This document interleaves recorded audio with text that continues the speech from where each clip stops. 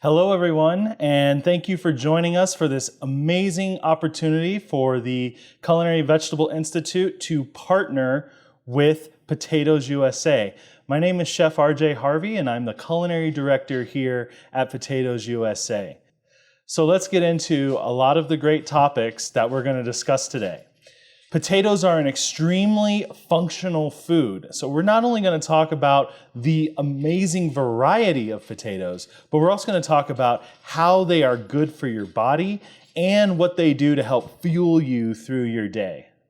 So there are 7 major varieties of potatoes found in the United States. Not only are there 7 major varieties of fresh potatoes, but there's also a plethora of potatoes that are processed. So we've got processed dehydrated potatoes. We've also got processed frozen potatoes. And they come in different shapes, sizes, cuts. You name it, there's a potato out there for you, your operation, and your business. So let's get into the 7 major fresh potato types.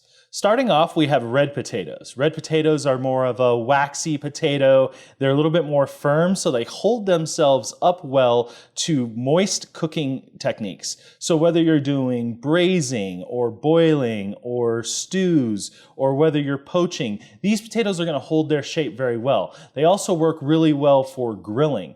Common potato dishes that you may see red potatoes in are things like potato salads or clam chowder or any type of soup or stew such as beef bourguignon may have some red potatoes in it. Moving on to the next fresh potato type, we've got russet potatoes. This is the Mac Daddy of potatoes because it is probably the most recognizable. With russet potatoes, you'll use those primarily for baking, for fries. You'll use those for mashed potatoes as well. And what makes russets great is they have a nice and fluffy interior, all while being able to get really super crispy on the outside. So think of that quintessential fry where it's nice and snappy and crispy on the outside, but then you almost have like a mashed potato filling on the inside. The next fresh potato type we have are yellow potatoes. Now these are typically used in lots of different dishes, anything from mashed to grilled to baked to boiled. Yellows have a little bit more of a firmer texture than russets, so they hold themselves up well to wet cooking techniques, but they also have a buttery flavor that works really well in something like mashed potatoes or a pomme puree, something that is going to be a little bit more luxurious and creamy on your tongue as opposed to some of the other potato varieties.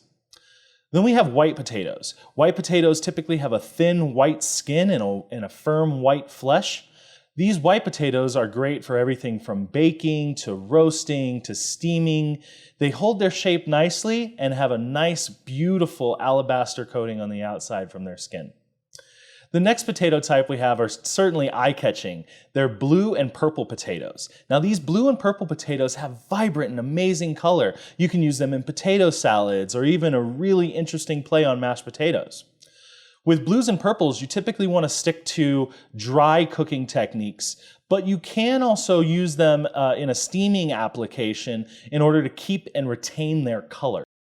The next we have on the list are Petites or Fingerling potatoes. These are 2 different types. Petites are usually shaped like little marbles, and then Fingerlings are, well, as the name suggests, shaped kind of like a finger. And both of these types come in all of the major potato varietals. So whether that's reds, whether that's yellows, whether that's whites, even blues and purples, you can usually find a petite or a fingerling in that potato type category. What makes fingerlings and petites great is you don't really have to cut them up. Just put them onto a sheet pan, a little bit of olive oil, salt and pepper, and they're good to go.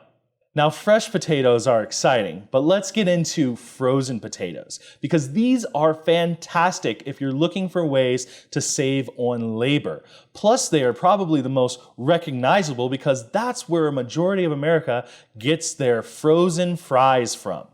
Frozen potatoes can come in fries, they can come in dices, they can come in little tater drum shapes that are very resemblant to a tot. They come in half shells, they come in wedges. You can even get them in hash brown patties and so forth.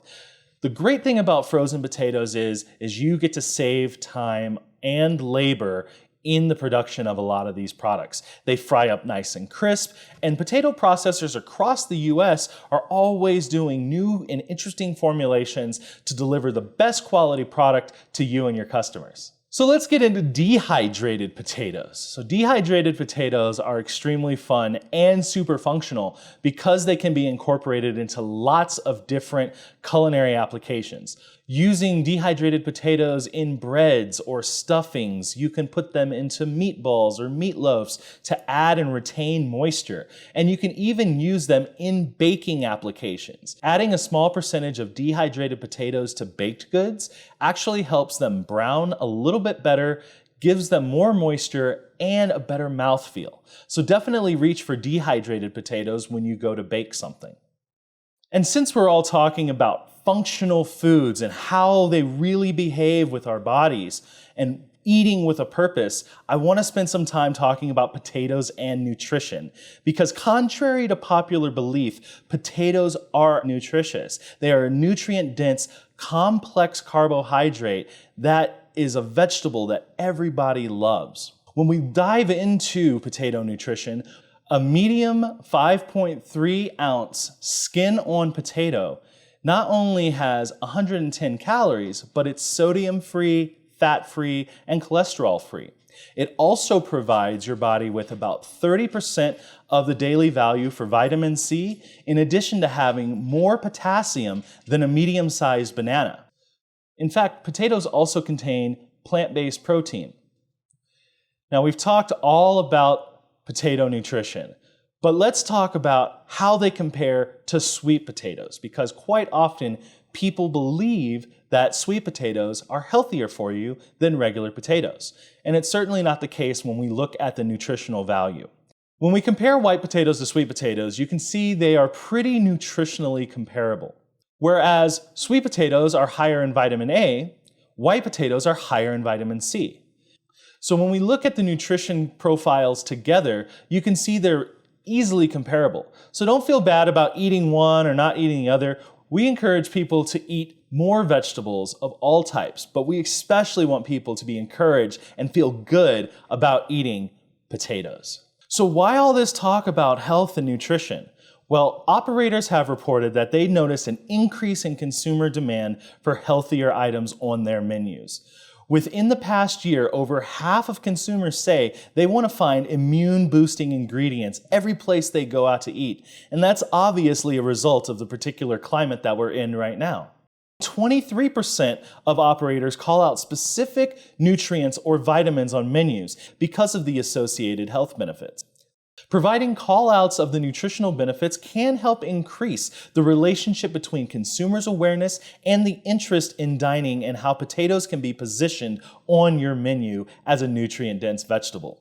3 things are key to remember when you're talking about potatoes and nutrition. A, they're nutrient-dense.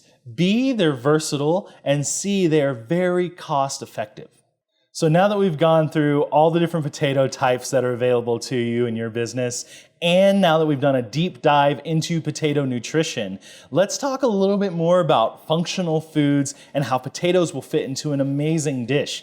Today we're going to be doing a potato and chickpea curry burger. This is a great way to get more vegetables into your diet, especially America's favorite vegetable, which is, you guessed it, potatoes. People eat for a myriad of different reasons. One of the reasons that has been really popular as of late is the way that food makes you feel. And so potatoes not only give you that sustained energy throughout the day, but between the vitamin C being immune boosting and then also potassium being a great functional mineral in your body, you're gonna have this delicious plant-based burger done in just a matter of minutes. Now, what's interesting is on the market, there's so many different meat analog burgers available to people, but why not start off with just raw, great ingredients? So what we have here is we have a potato chickpea burger that's gonna have a lot of great flavors. So first, let's start off with some mashed potatoes. And we're gonna actually reach for dehydrated potato flakes to make these mashed potatoes. And nothing can be easier. Literally, we're just taking dehydrated potato flakes. We're adding in some hot water, just enough to cover it. And then we're gonna give this a little stir. But here we're just using just water and the potato flakes to make this really nice mashed potato base. To this mashed potato base, we're going to add some diced, cooked yellow potatoes. Now these yellow potatoes have been cooked in just some salted water with some turmeric and some garlic. You're going to add in those potatoes. We're going to add in some diced onion. We're going to add in a little salt.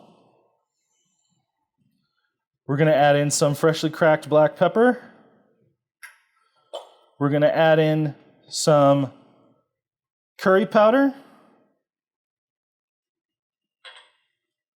touch of olive oil, and some cilantro. Give this a quick stir. And this can be done day ahead of time. You know, you can make this in bulk. You can even freeze this mixture after you shape it and form it into patties. And so once it all kind of comes together and those spices kind of get absorbed into the mashed potato mixture, we're going to go ahead and then form these into burger patties. And you can go as big or as small as you'd like. You can turn these into sliders. But we're just going to kind of match the size of the buns that we have, right? So in here, we've got chickpeas, and we've got the diced potatoes, and we've got the cilantro, and we've got the onions. So lots of good stuff, but it's all fully cooked. So all we really want to do is crisp up the outside. So we're going to add some olive oil to a pan. And you can do this on a flat top. You can do this on a grill. Just make sure that the grill is nice and hot and seasoned so the burgers don't stick. And we're just going to pop a couple of these guys into our saute pan here. All right, so while these are cooking, let's talk about some of the toppings that you can go with on this burger. So because we've got those flavors from India, right, we figured some pickled vegetables would be really nice. So here we just have some quick pickled onions. This is nothing more than just some red wine vinegar, salt, and sugar brought to a boil. Add in your sliced red onions, and then turn off the heat. Let those sit for a while, and you've got quick pickled onions. We've also got some quick pickled cucumbers. These have just been sliced the long way, and then we just season those with a little bit of salt, sugar, and rice wine vinegar. Let's go ahead and give our burgers a flip. Give them a little flippy poo there. There we go. Get some nice color on there. And the smells right now, it's like curry and onions, and it's just really, really beautiful. We've got our pickled vegetables ready. We've got our toasted burger buns. Obviously, we're going to use potato buns here. These are really beautiful and nice, but choose whatever type of bun you'd like. It can be a whole grain bun. It can be sourdough. It really doesn't matter. But we do like to encourage more potatoes in more ways, and part of that is making sure that you're having potatoes in your baked goods, because remember I talked about dehydrated potato flakes in your baked goods is a stellar move. And then for our sauce, we've got a little bit of a cucumber yogurt sauce, also known as a tzatziki sauce. So throughout this entire dish, we've got some great functional spices, and then of course, potatoes. So let's go ahead and start this burger build. We're going to take some of our cucumber yogurt sauce, and we're just going to spread some of that on the bottom of our burger buns. Then once our burgers are cooked and heated through, we are going to just come and grab one of these guys and place it right on top of that cucumber yogurt sauce.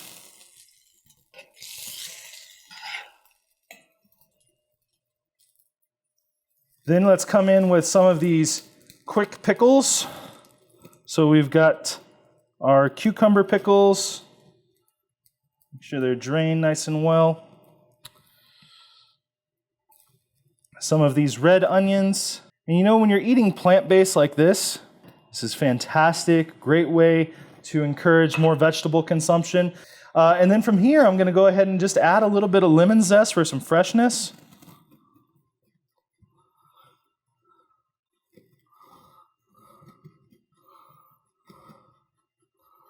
And then some more of that cucumber yogurt sauce on our top bun. Now, of course, what would you serve with this burger? Well, fries obviously are always a great choice. You could also do tater drums or tots. You could do shoestring fries. You can do curly fries, waffle fries, and of course, potato chips are also a great option as well.